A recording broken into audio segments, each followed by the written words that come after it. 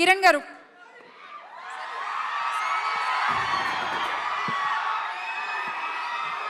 అందరికీ నమస్కారం. Thank you. ఆ సౌండ్ చూసారా అసలు? ఒక్క నిమిషం. అందరికీ నమస్కారం అండి. స్టేజ్ పైన ఉన్న పెద్దలందరికీ ఈరోజు ఇక్కడికి రావడం చాలా హ్యాపీగా ఉంది. ముందుగా Charan many more happy returns of the day. మీ అందరితో పాటు ఇక్కడ నేను సెలబ్రేషన్లో పాల్గొనడం చాలా హ్యాపీగా ఉంది. ఏవి చూస్తుంటే నాకు చరణ్ సినిమాలన్నీ నేను సెలబ్రేట్ చేసినవన్నీ గుర్తొచ్చేస్తున్నాయి. ఒకసారిగా నాకు గుర్తండి, తిరుపతిలో గ్రూప్ థియేటర్స్ 2007 సెప్టెంబర్ 28 చాలామంది 100 మంది ఆడ కూర్చొని అందరి డిస్కషన్ అనమాట.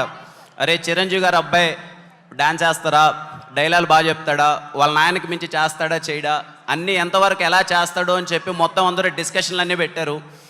ఆ రోజు మార్నింగ్ సెప్టెంబర్ 28, 2007 చాలామందికి సమాధానం ఇచ్చారు.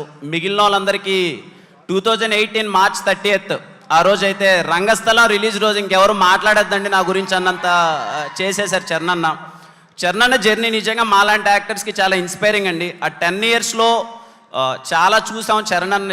ఎందుకంటే మేము ఎప్పుడు అంటే ఊర్లో నుంచి వచ్చినాం, అవన్నీ సినిమాలన్నీ థియేటర్కి వెళ్ళి ఎంజాయ్ చేయడం, ఆ రచ్చ చేయడం దగ్గర నుంచి చూసినప్పుడు మన ఫ్యాన్స్ అందరూ ఏం మాట్లాడుకుంటారని వింటూ ఉంటాం కదా. ఇక్కడికి నేను సినిమాల్లోకి వచ్చిన తర్వాత చూస్తే ఆ 10 ఇయర్స్ చాలా ఇన్స్పైరింగ్గా ఉంటుందండి చరణ్ అన్నది. He made every one proud.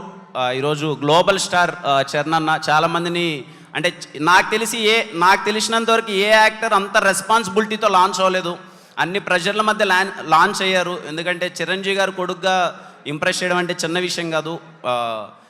అందరూ చాలా ప్రౌడ్గా ఫీల్ అయ్యారు ఆ విషయంలో. థ్యాంక్ యూ చరణ్ అన్న. And once again many more happy returns of the day. Thanks for inviting me. And ఇంత బాగా ఆర్గనైజ్ చేసినందుకు మెగా ఫ్యాన్స్ అందరికీ థ్యాంక్ యూ. కిరణ్ గారు, థ్యాంక్ యూ.